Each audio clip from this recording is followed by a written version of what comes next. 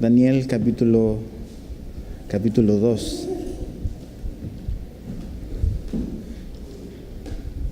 Habíamos estado detenidos un poco tiempo en Daniel, pero hoy vamos a continuar.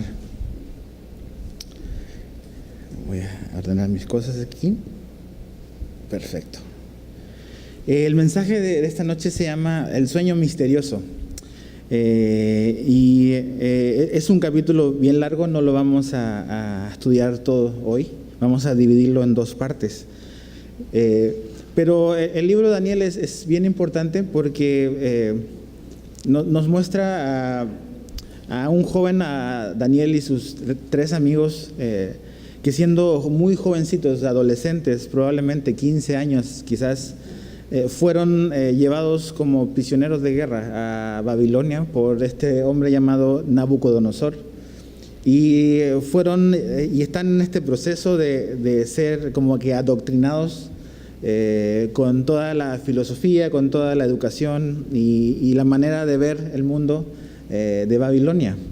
Y es interesante porque como vimos en el capítulo 1 hace un par de semanas, Daniel tomó una decisión, ¿no?, en su corazón, que fue la de apartar su corazón y su vida para Dios, a pesar de la situación injusta que le tocó vivir, a pesar de que quizás tenía todas las razones, todos los argumentos como para haber renegado de Dios, o a lo mejor en un lugar donde nadie le conocía, donde no sabían a lo mejor sus creencias y su fe, él podría haber optado por haber vivido conforme a la cultura. Daniel tomó una decisión muy importante, Daniel y sus amigos, de no participar, a pesar de aprender y de ver, o guardar su corazón para Dios. Ahora, en el capítulo 2 vemos a este hombre que empezamos a conocerlo un poco más, este hombre llamado Nabucodonosor, el rey de Babilonia. Este hombre fue el segundo rey de Babilonia. El reinado de Babilonia lo comenzó su padre, pero es Nabucodonosor el que lleva, por decirlo de alguna manera, el reino de Babilonia como a su máximo esplendor. Y si estás ahí en el capítulo 2, vamos a leer los primeros 3 versículos.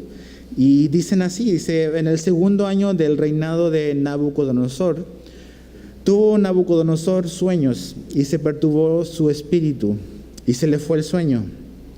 Hizo llamar el rey a magos, astrólogos, encantadores y caldeos para que le explicasen sus sueños. Vinieron pues y se presentaron delante del rey. Y el rey les dijo: he tenido un sueño y mi espíritu se ha turbado por saber el sueño. Entonces, Señor, háblanos por medio de tu palabra, abre nuestro entendimiento, abre nuestro corazón y ayúdanos a comprender tus propósitos, a poder ver que tus planes son eternos, que tu plan de redención tiene siglos desarrollándose, y este era un camino para preparar para que Jesús viniese. Entonces, háblanos, Señor, por medio de tu palabra. En el nombre de Jesús, amén. Este hombre tiene este sueño y Daniel nos pone en un lugar en el tiempo. Acuérdate, esto es una línea de tiempo. Y por eso podemos confiar en la Biblia, porque la Biblia no es una historia que ocurrió quién sabe dónde, quién sabe cuándo. Pone Daniel la fecha en el cual Nabucodonosor tiene este sueño, y es el año 603 antes de Cristo, porque dice que es el segundo año del reinado de Nabucodonosor. Nabucodonosor asume como el reino en el 605, pero los babilonios no contaban ese primer año de su ascensión como el primer año de su reinado, sino que el primer año de su reinado sería el año siguiente, o sea, el 604 antes de Cristo. Entonces, este segundo año sería aproximadamente el 603 antes de Cristo. Y este hombre, Nabucodonosor, este rey, va a darse cuenta y va a llegar a ese punto donde él va a descubrir de que hay una fuente más grande de conocimiento que la que él piensa y a la cual él no tiene acceso. Ni él, ni sus sabios, ni sus asesores. Y de eso se trata esta historia o este relato, de que hay una fuente de conocimiento que es más grande que la que un hombre puede optar, que no tiene que ver con nuestra capacidad de razonar primeramente, sino nuestra capacidad de ver la revelación de Dios. Dios conoce el futuro, Dios predice el futuro, Dios está en control de los tiempos, y no solamente eso, sino que Dios también conoce el corazón de la persona. Y eso es lo que Nabucodonosor va a darse cuenta y va a ser expuesto en el capítulo 2. Entonces, cuando llegamos al libro de Daniel, lo mencionamos y es bueno como que recordarlo rápidamente. Debido a la precisión tan así exacta que Daniel da a partir de la visión o del sueño que va a tener Nabucodonosor acá, muchos escépticos han como que cuestionado el libro de Daniel, porque Daniel da muchos detalles así muy precisos sobre lo que iba a pasar en esta línea de tiempo a partir de los babilonios y cómo iban a venir detrás de él todos estos reinos. Por lo tanto, los escépticos es la razón principal por la cual cuestionan el libro de Daniel, porque lo encuentran demasiado preciso. Pero cuando entendemos de que mucha de la palabra de Dios, mucho de la Biblia es precisamente eso, revelación, es dar a conocer algo que nadie sabe que va a ocurrir, darlo a conocer con anticipación, hablar de eventos que van a ocurrir mucho tiempo después. Realmente Dios es capaz de hacer esas cosas. Entonces realmente eso nos demuestra de que este libro no está escrito por un hombre, es simplemente el instrumento Daniel, pero el autor es Dios. Dios le revela a Daniel lo que va a suceder y a través del sueño de este hombre Dios va a revelar su plan y la línea de tiempo de muchos de los reinos del mundo. Ahora, este hombre tiene este sueño y algo interesante del sueño es que dice el verso 1 que se perturbó su espíritu y se le fue el sueño.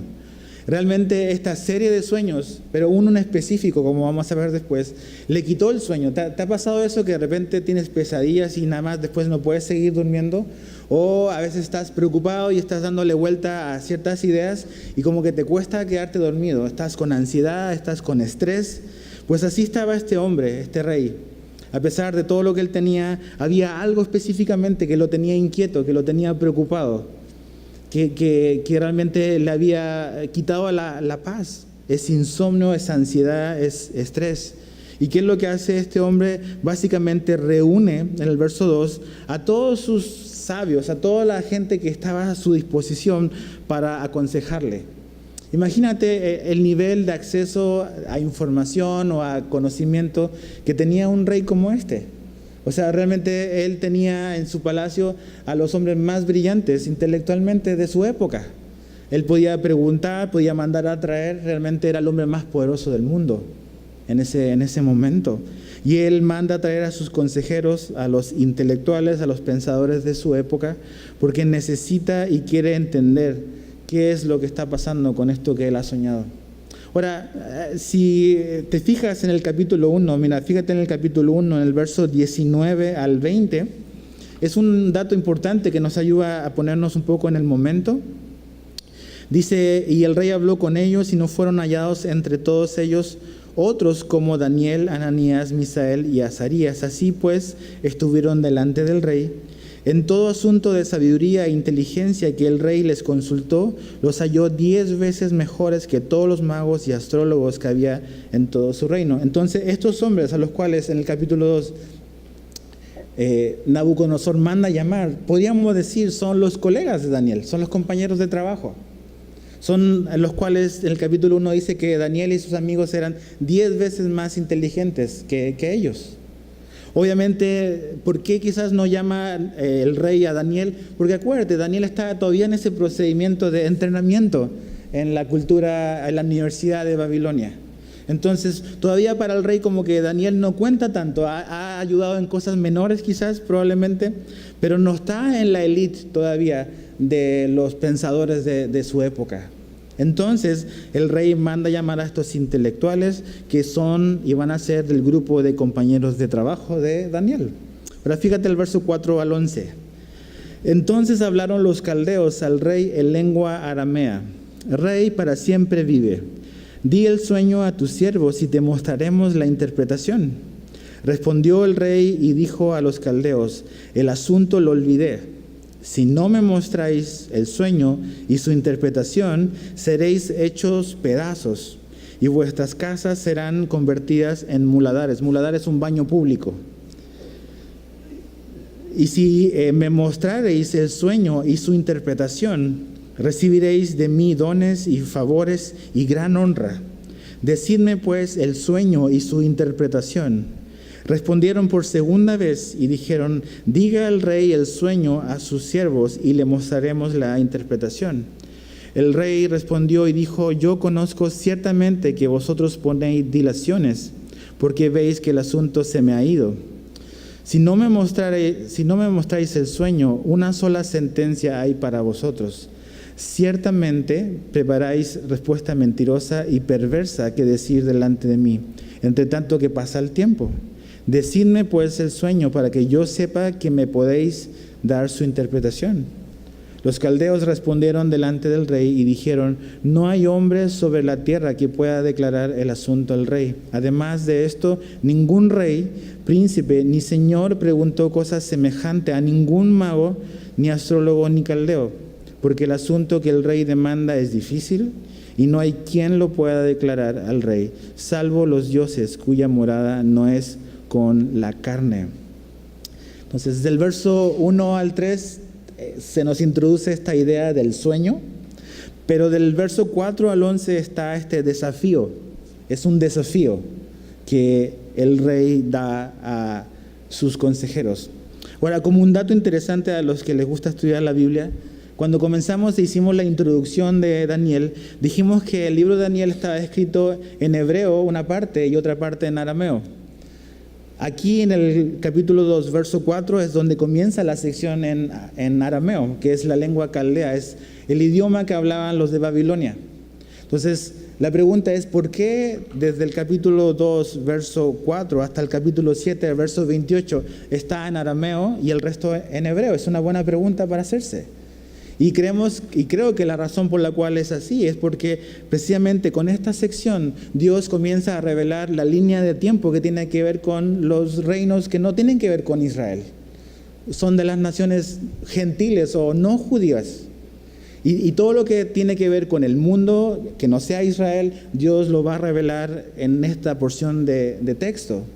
Pero a partir del capítulo 8, Dios empieza a hablar específicamente de cosas que van a suceder en el futuro con la nación de Israel, y por eso es en hebreo. Entonces, a partir de ahora, vienen asuntos que atañen exclusivamente a las naciones del mundo, al mundo gentil, al mundo no judío.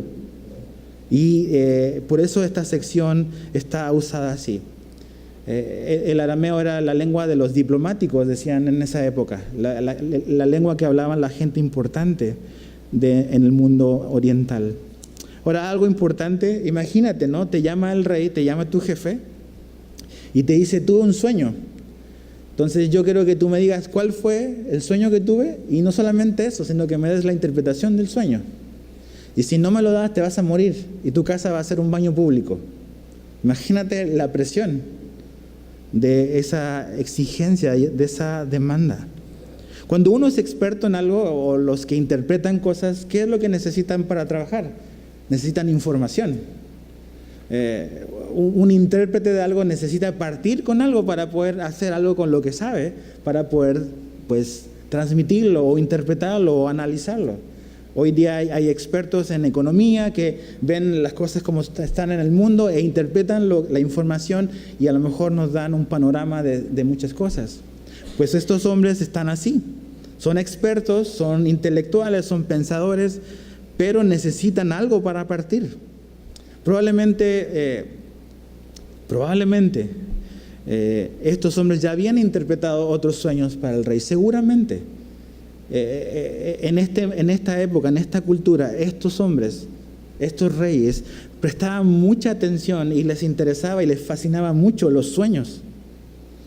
Ellos tenían esta idea de que realmente eran cosas importantes en sus vidas, entonces por eso tenían también este grupo de consejeros. Entonces estos hombres probablemente ya habían hecho algo así, pero había una diferencia. Este sueño con Nabucodonosor le había quitado el sueño, le había quitado la paz. Y lo que está haciendo Nabucodonosor aquí es básicamente poner a prueba a sus consejeros. ¿Por qué digo que es poner a prueba? Probablemente Nabucodonosor sí sabe cuál es el sueño. Probablemente. Porque fíjate qué es lo que dice en el verso 9. Fíjate lo que dice en el verso 9. Si no me mostraréis el sueño, una sola sentencia hay para vosotros. Ciertamente preparáis respuesta mentirosa y perversa que decirme delante de mí, entre tanto que pasa el tiempo. Decidme pues el sueño para que yo sepa que me podéis dar su interpretación. Si ustedes me dicen lo que yo soñé, yo sé que ustedes pueden darme la explicación. Entonces es como quizás probar, ¿no? A ver, esto es un sueño importante para mí, ¿no? Entonces, si ustedes realmente son estos sabios que están conectados con dioses y divinidades, si ustedes realmente logran decirme lo que soñé, yo voy a confiar en ustedes para que me den también la interpretación. Entonces, realmente, este rey los está poniendo en una situación no difícil, sino imposible. Imposible. E indirectamente aquí los que también van a estar como que involucrados es Daniel y sus amigos, que son los que nos interesan en esta historia. Entonces pide información y pide la interpretación. Ok, díganme qué soñé y qué significa, ¿no? Porque Nabucodonosor no quiere ser engañado, sobre todo con un sueño que él sabe que es tan importante, que es muy diferente a los demás. Entonces, ¿qué es lo que ves en estos hombres? ¿Ves desesperación? Le dicen 2 veces, es que tienes que decirnos algo. O sea, necesitamos como que información para poder ayudarte, ¿no? Para poder ayudarte. Pero en el verso 10 ellos admiten su incapacidad. Dice, los caldeos respondieron delante del rey y dijeron, no hay hombre sobre la tierra que pueda declarar el asunto del rey. Además de esto, ningún rey, príncipe ni señor preguntó cosa semejante. ¿Qué es lo que ellos dicen? Esta demanda, rey, es absurda y es injusta. Nunca nadie ha pedido algo así y no está la información a nuestro alcance. Esta información está al alcance de los dioses y empiezan a hablar de esta noción de los dioses, no del Dios de Israel, no del Dios de la Biblia, sino que de las deidades, que eran cientos la que tenían los babilonios. Esa información está al alcance de ellos, pero en la cultura babilonia los dioses no se relacionaban con la gente, no tenían comunicación, no tenían revelación, no había ningún tipo de interacción. Entonces, lo que están diciendo es, esa información está vedada, está sellada para nosotros, no podemos acceder a esa información. ¿Por qué? Porque estos dioses están lejos y nosotros estamos acá, y no hay manera de interactuar. Y ¿sabes qué? Ahí vemos algo asombroso del único y verdadero Dios, que Jesús, que es Dios, se hizo hombre. Y a pesar de la distancia abismal que hay y que había entre Él y nosotros, Dios se hizo hombre y Dios caminó entre nosotros. O sea, uno de los nombres con los cuales se refiere a Jesús es Emmanuel. ¿Y Emmanuel qué quiere decir? Es Dios con nosotros. No es Dios contra nosotros, es Dios con nosotros, a favor de nosotros. Y eso tenemos que como que entenderlo y verlo a la luz de la concepción como del mundo que tenían estos intelectuales. O sea, el Dios creador del universo es un Dios que es infinito, que es impresionante, pero que también es un Dios que se ha dado a conocer y que ha estado con nosotros. Y que no está distante, y que no está como desinteresado en lo que sucede en nuestra vida, en tu vida. Es un Dios cercano. En Juan capítulo 1, verso 14, Juan dice cuando comienza su evangelio, en el verso 14, capítulo 1, dice, y aquel verbo fue hecho carne y habitó entre nosotros. O sea, Dios se hizo hombre, se puso la carne de un hombre, se revistió de humanidad y caminó entre nosotros, caminó entre la humanidad, vino a revelarse Él directamente. En Isaías 53, 4 dice que Él llevó nuestras enfermedades, Él sufrió nuestros dolores. Él se identificó con nosotros, Él llevó lo que realmente nos dañaba y nos perjudicaba y nos lastimaba.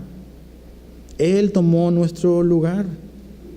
En Hebreos capítulo 4, verso 15 dice, porque no tenemos un sumo sacerdote que no pueda compadecerse de nuestras debilidades, sino uno que fue tentado en todo según nuestra semejanza, pero sin pecado. Imagínate, ese es Dios, se hizo hombre, caminó entre nosotros, llevó nuestras enfermedades y nuestros pecados. Es un Dios que está interesado.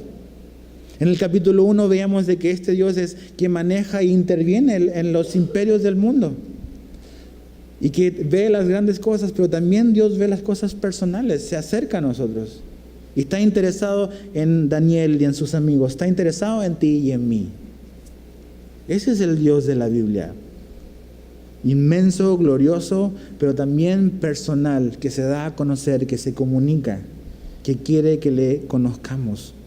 Muy distinto a cómo estos hombres ven a sus dioses, como inalcanzables, como que ahí están al otro lado y no tienen nada que ver con nosotros. El Dios de la Biblia no es así, Jesús no fue así. Es la razón por la cual Hebreos dice que Él se compadece de nosotros, porque Él estuvo en esta tierra, Él estuvo en nuestros zapatos, Él sabe lo que tú y yo pasamos y enfrentamos, sabe lo que significa luchar y enfrentar la tentación, sabe lo que es ser traicionado, sabe lo que es el dolor, sabe esas cosas, a pesar de que Él es Dios. Entonces Jesús es Dios con nosotros. ¿Cómo ves a Dios? ¿Lo ves así como distante, como que Él está allá, yo estoy acá y no hay ningún tipo como de interacción? ¿O realmente lo ves por lo que es un Dios cercano y palpable? Ahora, fíjate el verso 12 al verso 13. Dice, por esto el rey con ira y con gran enojo mandó que matasen a todos los sabios de Babilonia. Y se publicó el edicto de que los sabios fueran llevados a la muerte. Y buscaron a Daniel y a sus compañeros para matarlos. Aquí viene el decreto. Y el decreto básicamente es sentencia de muerte para no solamente los que estaban ahí, sino para todos los consejeros, para todos los sabios de Babilonia. Y ahí está Daniel y están sus amigos en ese grupo. Se estaba leyendo en algunos libros sobre Nabucodonosor. También en otros libros de la Biblia se menciona lo que este rey le hizo a otros reyes de Israel. Mató a los hijos, le quitó los ojos. Era un tipo así sangriento, sanguinario. En los libros de historia dice que en su trono, a los pies de su trono, tenía uno en cada lado leones vivos, para que cuando la gente entrase fuese como que amedrentada y para tener esta como que sensación de autoridad y de poder sobre la gente, así encadenados como que a los pies de su trono. Entonces este hombre realmente era un tirano, era un hombre sádico, un hombre que nadie contradecía lo que el rey decía. No había manera de negociar, no había manera de poder refutarle sus ideas. O sea, lo que el rey decía, por muy injusto que fuese, era lo que se hacía. Y este rey, así en un impulso de ira, al ver, a lo mejor al estar frustrado porque se está dando cuenta que probablemente sus consejeros no tienen la menor idea de nada y no le pueden ayudar, está como que haciendo que todos paguen por la incapacidad de estos hombres. Ahora, acuérdate, en el capítulo 1 del verso 17, si no mal recuerdo, ahí se menciona que a Daniel Dios le dio la capacidad de interpretar sueños y visiones. No se la dio a todos, pero dice que se la dio específicamente a Daniel.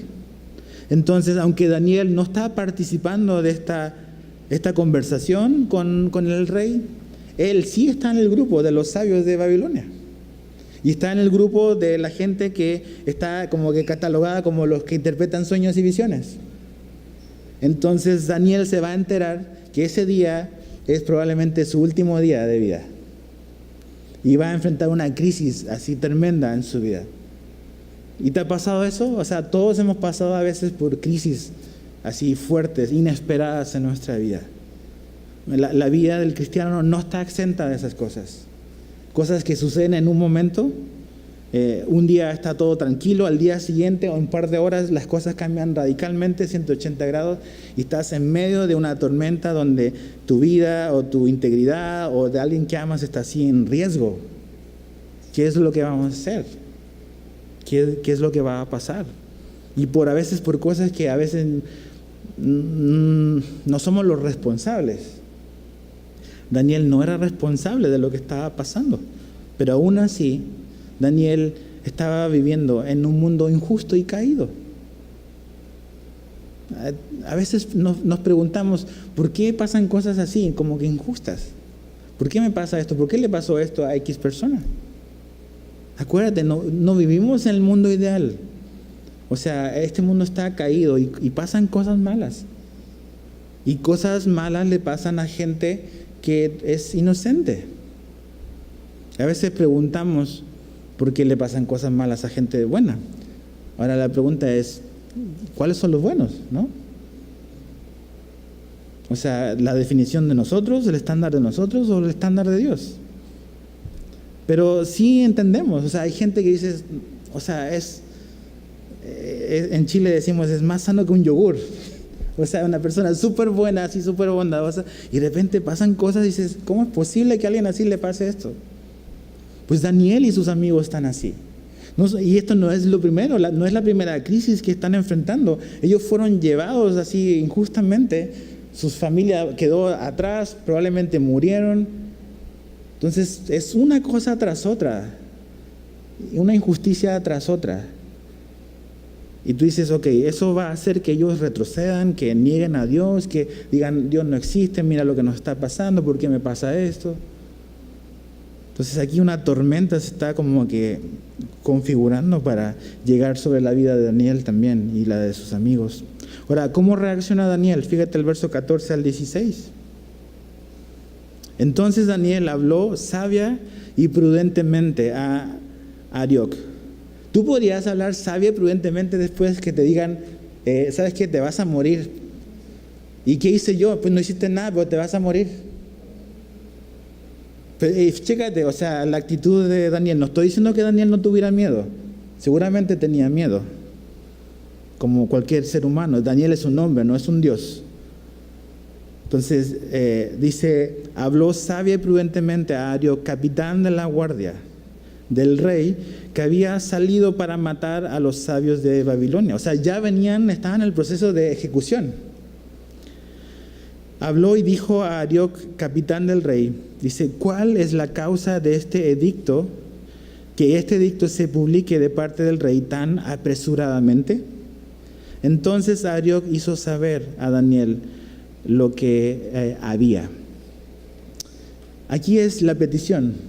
O sea, Daniel le pregunta, a ver, ¿por qué está pasando esto? Pero creo que es digno de destacar precisamente eso, su actitud. Es sabia y prudentemente. Tenemos que aprender a escuchar. Tenemos que aprender a escuchar lo que la gente nos dice. Tenemos que aprender a no reaccionar ante lo que escuchamos también. Porque a veces lo que se nos dice no nos gusta, no estamos de acuerdo, pero tenemos que pedirle a Dios de que nos dé dominio propio y mansedumbre y templanza para poder responder con sabiduría y prudencia. Y no es una situación así como que le dijeron que perdió su equipo de fútbol, ¿no? Que se enojó, no, es, te vas a morir, Daniel.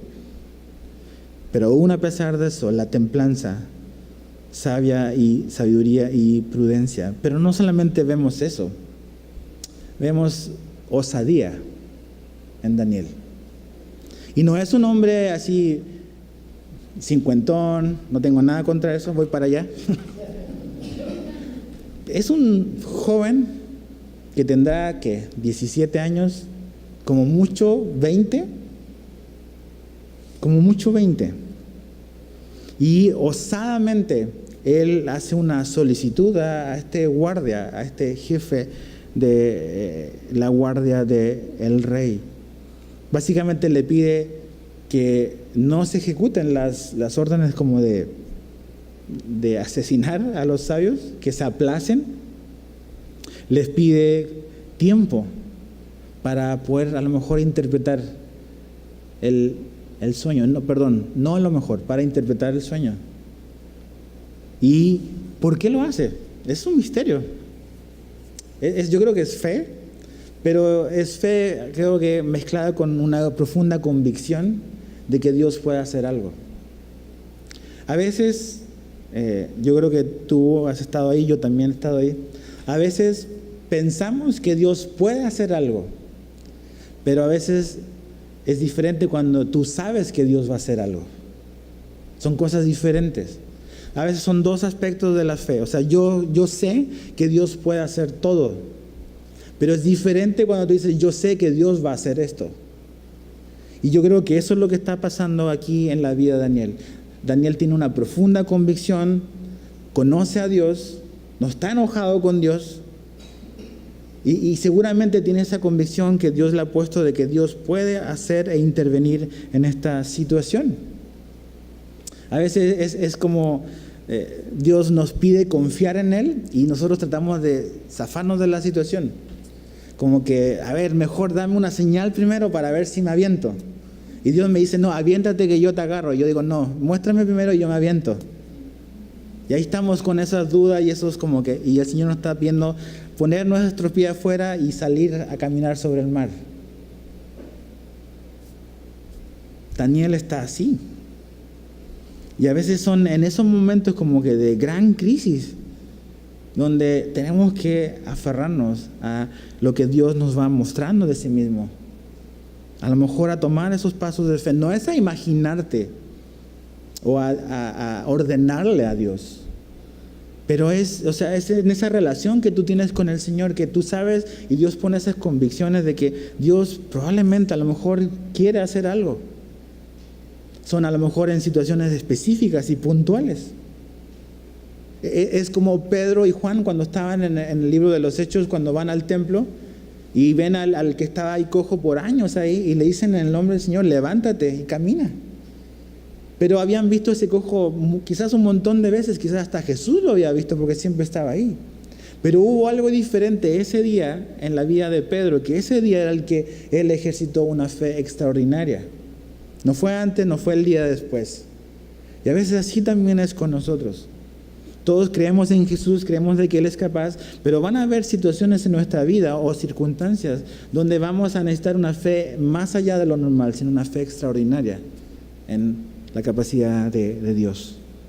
Entonces hace esta solicitud, ¿no? Al rey o al asistente, al guardia. Pero ¿qué hace Daniel? Se queda ahí nada más como que esperando, no hace nada. Fíjate lo que hace. Versos 17 al 18. Luego se fue Daniel a su casa y se puso a ver la tele. No. Se puso a checar su Facebook. Se fue Daniel a su casa e hizo saber lo que había a Ananías, Misael y Azarías, sus compañeros, y para que pidiesen misericordias del Dios del cielo sobre este misterio, a fin de que Daniel y sus compañeros no pereciesen con los otros sabios de Babilonia. Es la oración. Eso es lo que Daniel hace. Es la oración. Ahí está la clave en la vida de Daniel. Vas a ver después, más adelante, vamos a ver adentrados en el libro de Daniel, que la oración metió en problemas a Daniel. Porque más adelante se le va a prohibir orar y Daniel no va a hacer caso, él va a orar a pesar de que se le prohíbe orar. Entonces, un secreto, que no es tan secreto, en la vida de Daniel es su vida de oración. Pero aquí vemos algo bien importante, que no solamente en la vida de Daniel vemos la oración personal, sino que también la oración grupal. Tener compañeros de oración, ir al grupo de oración, ir a la reunión de oración. Tener un grupo de personas que tú estás orando por ellos y ellos están orando por ti. No solamente tu tiempo a solas, sino que tu tiempo con la familia espiritual. Por eso es importante cuando oramos el primer miércoles del mes. Por eso es importante cuando hay reuniones de oración. Tú puedes decir, y es válido, pues yo oro en mi casa, Dios me va a escuchar allá, lo mismo que me escucha acá. Sí, pero ¿a poco que no hace la diferencia? Por ejemplo, cuando estás con tu familia comiendo en la mesa y están todos tus hijos juntos en la mesa Es muy diferente si tú estuvieras comiendo solo y un hijo está en el cuarto viendo la tele o comiendo arriba y el otro está comiendo en la casa de no sé quién. Están comiendo, pero es diferente cuando estamos comiendo juntos. Es lo mismo cuando el domingo nos juntamos a adorar a Dios. Y mi oración, y no es como un regaño, bueno, a lo mejor sí, no. Pero cuando nos juntamos y nos reunimos para adorar al Señor y cantar, mi oración es que un día la iglesia esté llena antes de iniciar a las 11 de la mañana. Porque a veces vemos que el alabanza es como para llegar corriendo al sermón, para esperar a los que llegan tarde, o es como que nada más para rellenar. No es para eso. Sino que es un momento donde, o sea, si Jesús está aquí, Jesús no llega a las 11:30 del servicio. Jesús nos está esperando desde antes aquí. Y cuando todos sus hijos están juntos, sentados, haciendo lo mismo, yo creo que eso sí marca una diferencia para él. Entonces aquí Daniel sabe la importancia de hermanos, de compañerismo, de compañeros de oración, compañeros ahí de batalla. Y ¿sabes qué? No solamente Daniel, sino que también sus amigos tienen la misma convicción, yo creo. ¿Y cuál es su convicción? Primero, algo importante que vemos acá es que Daniel reconoce su propia incapacidad. O sea, ¿qué es lo que hace? O sea, le dice, dame chance, habla con el rey, o sea, que el rey me dé una oportunidad. Pero Daniel sabe que lo que él necesita es que Dios se lo revele y le explique lo que significa. Entonces Daniel sabe de que él no tiene la capacidad, ni sus amigos.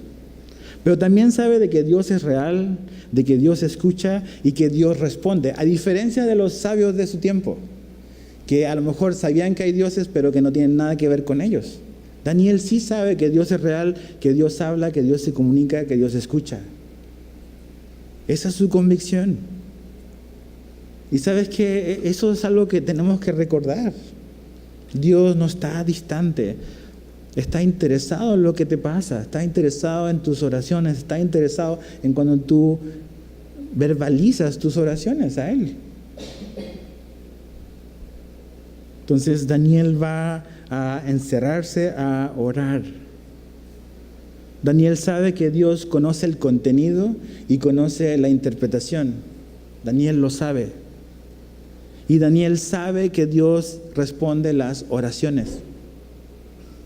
Dios las responde. ¿Y sabes qué es? ¿Qué hacemos nosotros cuando vienen las crisis en nuestra vida? ¿A dónde corremos primero? ¿Qué tanto nos tardamos en doblar nuestra rodilla y orar? Y pedirle a Dios ayuda. Acuérdate, aquí la vida de Daniel está en la línea. Está en la línea. Y sabes que a veces eso es lo que tiene que pasar para que doblemos la rodilla. Que nuestra vida esté en la línea. Pero ¿es necesario esperar hasta que nuestra vida esté en la línea para doblar rodilla? No. Y vamos a ver que esta no es como que la excepción en Daniel. Daniel siempre oraba. Siempre oraba. Ahora, fíjate el verso 19 al 23, aquí está la revelación. Entonces, el secreto fue revelado a Daniel en visión de noche, por lo cual bendijo Daniel al Dios del cielo. Y Daniel habló y dijo, sea bendito el nombre de Dios de siglos en siglos, porque suyos son el poder y la sabiduría.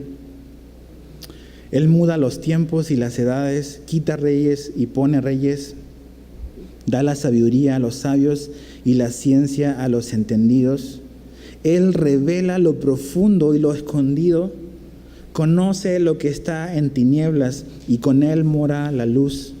A ti, oh Dios de mis padres, te doy gracias y te alabo porque me has dado sabiduría y fuerza y ahora me has revelado lo que te pedimos, pues nos has dado a conocer el asunto del rey. La respuesta de Dios. Ahora, cuando Daniel y sus amigos oraron para que Dios les revelara, Daniel no le dijo, tienes que revelármelo de esta manera. Nada más pidió al Señor de que Dios se lo mostrara. No, Daniel no está como dándole las instrucciones a Dios de cómo Él debe de hacer las cosas. A veces esas son nuestras oraciones. A veces nuestras oraciones son como venderle una buena idea a Dios, ¿no? Mi buena idea se la quiero vender para que me diga que sí. O a veces nosotros dirigimos a Dios en nuestras oraciones. Entonces, Señor, tienes que hacerlo así, que convence a esta persona y acá, y nosotros estamos dirigiendo a Dios. Pero a veces nada más es pedir y esperar y confiar en que Dios de alguna manera, de alguna forma, Él va a responder. Ahora, en este momento, en esta etapa, en la manera en que Dios interactúa con el hombre, Dios se lo mostró a Daniel a través de una visión. Ahora, el misterio fue revelado, no solamente el contenido, sino que también el significado. Y esto nos habla de algo muy importante, y es que necesitamos revelación. O sea, Daniel sabe que hay un mundo paralelo al mundo que vivimos, al mundo físico. Y sabe que interactúa ese mundo con el mundo terrenal. Y que en ese mundo está Dios, y que también interactúa con el plano terrenal, con nosotros, con la humanidad. Y sabe que realmente lo que tiene que ocurrir es revelación, ¿no? El conocer a Dios no es simplemente un ejercicio intelectual. Sí, usamos la razón, pero lo que necesitamos es revelación. Necesitamos revelación para conocer a Dios. Dios se reveló a nuestra vida, Él se mostró a sí mismo. Nosotros no andábamos buscando a Dios, eso es lo que Pablo dice en Romanos. Nadie andaba buscando a Dios, Dios se reveló a nosotros. Sí teníamos una necesidad de Dios, pero Dios se tuvo que mostrar a sí mismo. Y Colosenses dice que Dios, que Jesús es eso, es la imagen visible del Dios invisible. Entonces Jesús se reveló a nuestra vida. Si Él no hubiese venido, no hubiésemos podido conocer quién es Dios. O sea, la Biblia dice que los cielos declaran la gloria de Dios, pero es algo genérico. La revelación de quién es Dios la vemos en Jesús. Entonces necesitamos revelación. Y eso es lo que está pidiendo Daniel. Que Dios le revele una información que no está al alcance de un mero ejercicio intelectual. Ahora, cuando Dios se lo da, cuando Dios responde la oración, la reacción de Daniel es de gozo, es de gratitud, es de adoración. Y eso es lo que ocurre en la vida de un hombre y de una mujer cuando Dios hace algo. Hay gratitud, hay gozo, hay adoración. ¿Por qué? ¿Qué es lo que Daniel ve en Dios al hacer esto? Primero en el verso 20, fíjate, dice: sea bendito el nombre de Dios de siglos en siglos, porque suyos son el poder y la sabiduría. Daniel se da cuenta que la fuente de toda sabiduría está en Dios. Él era un hombre, era un joven que estaba aprendiendo mucho en la universidad, por decirlo de alguna manera, de Babilonia, pero sabía que eso era simplemente conocimiento. Pero la verdadera sabiduría proviene de la revelación que Dios le da al hombre. Y Dios es la fuente de la sabiduría. Y tú y yo necesitamos sabiduría. Santiago 1, ¿qué es lo que nos dice? El que esté falto de sabiduría, ¿qué dice? Pídasela a Dios. ¿La da poco o la da abundantemente? La da abundantemente a todo el que se la pida. Pero Santiago dice que tenemos que pedírselo ¿con qué? Con fe. Porque el hombre que duda no recibe nada. Daniel le pidió sabiduría y revelación a Dios con fe. Y Dios se la dio para esta situación en particular. No solamente Daniel ve en Dios, el Dios, la fuente de toda sabiduría, sino que Daniel también ve en Dios como el soberano. Fíjate el verso 21. Él muda los tiempos y las edades, quita reyes y pone reyes, da la sabiduría a los sabios y la ciencia a los entendidos. O sea, Daniel tenía la perspectiva correcta de este mundo. Él sabía de que a pesar de que él estaba en Babilonia por una situación que humanamente podía considerarse injusta, él entendía de que finalmente las cosas con su nación, con su gente, y la razón por la cual estaba ahí es porque Dios mueve las piezas del mundo. Dios es soberano. Dios pone presidentes, quita presidentes. Eso es algo que nos cuesta a lo mejor entender y aceptar. Pero Dios es soberano y Daniel lo reconocía. A pesar de su corta edad, Daniel tiene la visión correcta del mundo. Y ese es el cristianismo. El cristianismo no se trata solamente de entender las cosas espirituales de la manera correcta. El cristianismo significa ver este mundo de la manera correcta. Ver los valores, ver todo de la manera correcta, desde la perspectiva de Dios. Pero también Daniel ve y adora a Dios porque reconoce que Dios se revela. Ahí también en el verso 22 dice, Él revela lo profundo y lo escondido. Conoce lo que está en tinieblas y con Él mora la luz. Dios revela las cosas, Dios muestra las cosas. Dios se muestra a sí mismo. Dios se mostró a sí mismo a través de Jesús. No es información nada más que consigues así como que investigando, sino que necesitamos revelación de parte de Dios. También Daniel adora a Dios porque Dios es omnisciente. Él conoce todas las cosas. Incluso lo que está oculto, lo que está oscuro, lo que está en tinieblas, Dios lo conoce todo. No hay nada que Él no sepa. Y yo creo que lo que llena de gozo también el corazón de Daniel es que finalmente, dice ahí en el verso 23, ahora me has revelado lo que te pedimos, pues nos has dado a conocer el asunto del rey. Daniel adora a Dios y está agradecido con Dios porque Dios responde oraciones. Dios responde oraciones. Dios responde oraciones. Y sabes que aquí vemos algo que es como un misterio quizás. Y es que en el capítulo 1, si te recuerdas, fíjate el verso 2 dice, y el Señor entregó en sus manos a Joaquín, rey de Judá. ¿A quién? A Nabucodonosor. Dios interviene en la historia del hombre. Dios hace cosas, Dios mueve mano, mete mano en la historia del hombre. Pero también Dios mete y mueve su influencia cuando nosotros se lo pedimos en oración. Y ese es un misterio. Porque a veces lo que pasa, a veces nos vamos a un extremo donde solo hablamos de la soberanía de Dios. Y sí, Dios es soberano. Y Él hace lo que Él quiere. Pero a veces se nos olvida de que la oración es un recurso, es una puerta abierta también para ver obrar la mano de Dios.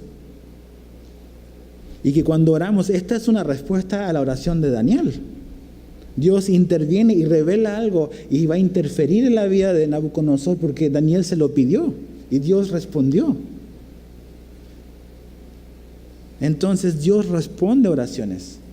Ahora, Dios siempre responde. La pregunta, el asunto es que no siempre responde con la respuesta o la petición que nosotros queremos. Pero Dios siempre responde, nos dice sí, nos dice no, nos dice todavía no, también son respuestas que Dios nos da. Ahora, 1 Juan 5, verso 14 al 15, para ir terminando. En 1 Juan 5, 14 al 15 dice, y esta es la confianza que tenemos en Él, que si pedimos alguna cosa conforme a su voluntad, Él nos oye. Y si sabemos que Él nos oye, en cualquiera cosa que pidamos, sabemos que tenemos las peticiones que le hayamos hecho.